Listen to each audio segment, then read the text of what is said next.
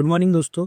तो आज हम लोग देखेंगे एक्सरसाइज 1.3 का क्वेश्चन नंबर 4। ठीक है, तो क्वेश्चन नंबर 4 में हमें क्वेश्चन में पूछा गया है right converse, inverse and contrapositive. अब ये चीजें नहीं है आपके लिए।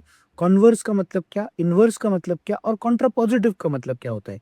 बहुत ही आसान है। सबसे पहले देखो, कंडीशन कुछ इस तरह से है कि अगर सेंटेंस में इफ और देन आए तो ही इन तीनों का इस्तेमाल हम लोग कर सकते हैं। ठीक है, अब किसी भी स्टेटमेंट का कॉन्वर्स कैसे करते हैं, इनवर्स कैसे करते हैं और कॉन्ट्रापॉजिटिव कैसे करते हैं, ये देखना बहुत आसान है। देखो देखो, सबसे पहले तो अगर मेरे पास, देखो बहुत इंपॉर्टेंट है ये वाला जो मैं आपको दिखा रहा हूं, अगले 2 मिनट बहुत इंपॉर्टेंट है। अगर मेरा स्टेटमेंट का फॉर्मेट P इंप्लाइज Q इस तरह से है, तभी मैं कॉन्वर्स, इनवर्स और कॉन्ट्रापॉजिटिव। अगर मेरा statement he P and Q में है तो नहीं कर सकता, P और Q में है तो भी नहीं कर सकता, P डबल इंप्लाइज Q में है तो भी नहीं कर सकता। सो फर्स्ट कंडीशन इज तो P इंप्लाइज Q होना चाहिए। ओके, अब आगे कॉन्वर्स में करना क्या है, हमें सिर्फ पोजीशन चेंज करनी है। इनवर्स में करना क्या है, हमें सिर्फ दोनों के साइन चेंज, मतलब दोनों को निगेट करना है, निगेटिव बनाने हैं दोनों स्टेटमेंट। ठीक है, पोजीशन चेंज करनी है क्या, नहीं, P की जगह पे P लिखना है, Q की जगह पे Q ही लिखना है। और कॉन्ट्रा पॉजिटिव में साइन भी चेंज करनी है और पोजीशन भी चेंज करनी है, मतलब निगेटिव भी करना है। और देखो यहाँ पे दिखाई दे रहा है आपको। ठीक है, वंस अगेन मैं आपको दिखा देता हूं। इफ P इंप्लाइज Q, तो कॉन्वर्स क्या बनेगा, Q इंप्लाइज P। इनवर्स क्या बनेगा, negation P implies negation Q। देखो कॉन्वर्स में हुआ क्या है, कॉन्वर्स में Q की जगह पे P और P की जगह पे Q आ गया है। ठीक है, इनवर्स में हुआ क्या है, इनवर्स में P पहले पोजीशन पे है, Q दूसरे पोजीशन पे है, दोनों निगेट हो गए। ठीक है, निगेटिव बन गया उनका। और तीसरा कॉन्ट्रा पॉजिटिव में क्या करना है, पोजीशन भी चेंज करनी है और साइन भी चेंज करनी है। तो एक सिंपल सेंटेंस से हम लोग इसे याद रखते हैं, कॉन्वर्स में जगह बदलनी है, इनवर्स में साइन चेंज करनी है और कॉन्ट्रा पॉजिटिव में जगह भी बदलनी है और साइन भी चेंज करनी है। I hope so you understood this part. Okay, अब इसे हम लोग सेंटेंसेस की फॉर्मेट में देख लेते हैं। ध्यान से देखो बेटा, यहाँ पे क्या है, पहला क्वेश्चन हमें कुछ इस तरह से पूछा गया है, if x is less than y। ठीक है, तो P ये बन जाता है हमारा P, देखो P लिख लिया, x is less than y। Q क्या बन जाता है हमारा, x square is less than y square. If और देन आ गया है, यस, तो इसका स्टेटमेंट बन जाता है P इंप्लाइज Q। ये इसका सिंबॉलिक फॉर्म बन गया। ये तीन चीजें समझ में आ गई। अब आगे देखो, अब इसका कॉन्वर्स कैसे लिखते हैं हम लोग, Q इंप्लाइज P ना, तो यहाँ पे Q है तो Q को पहले लिखना है।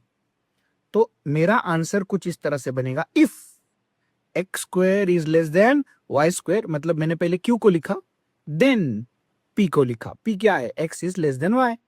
समझ में आ गया, सिर्फ जगह बदलनी है, किसमें, कॉन्वर्स में।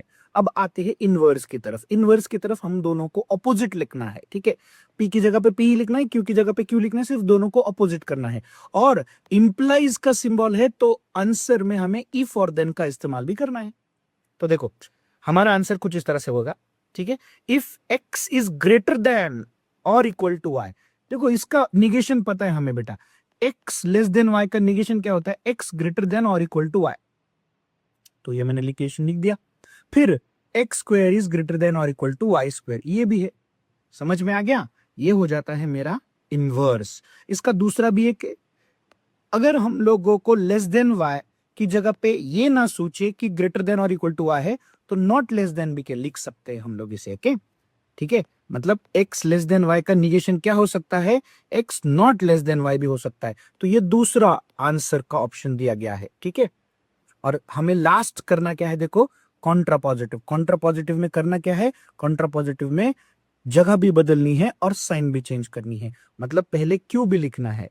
Q क्या है, x square is less than y square, तो इसका निगेशन क्या होगा, x square greater than y square. फिर क्या लिखना है, P लिखना है, लेकिन उसको निगेट करके लिखना है। तो क्या हो जाएगा, एक्स ग्रेटर देन वाई, इधर इफ इधर देन, इन सबको जोड़ दो। If x square is greater than equals to Y square, then X is, देखो if x square is greater than equal to Y square, then X is greater than equal to Y. ये हो गया हमारा first question. इसी तरह से हम लोग सेकंड, थर्ड, फोर्थ क्वेश्चन भी कर लेते हैं, ठीक है। अब मैं थोड़ा सा फास्ट जाता हूँ। अ family becomes literate if the woman in it is literate. यहाँ पे इफ बाद में है तो उसको पहले ठीक से लिखना है। तो देखो बेटा, मैं पहले ये सेंटेंस ठीक से लिख लेता हूँ।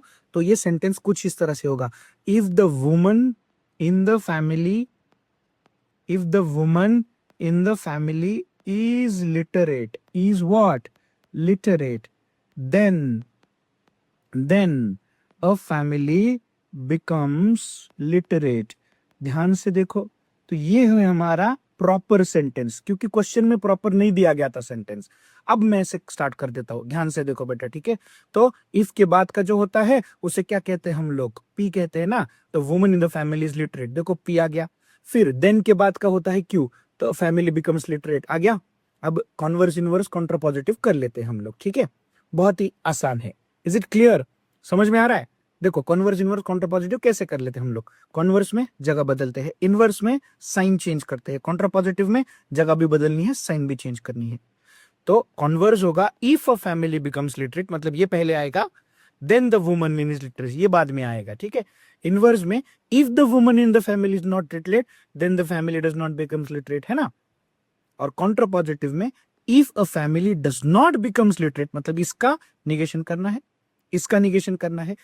If the family does not becomes literate, है ना, सॉरी इसका क्यू का, क्योंकि हम लोगों को कॉन्ट्रापॉजिटिव में जगह भी बदलनी है, मतलब पहले क्यू को लिखना है ना, और बाद में हम लोग पी को लिखेंगे, लेकिन निगेट करके लिखेंगे। I hope so you understood this part.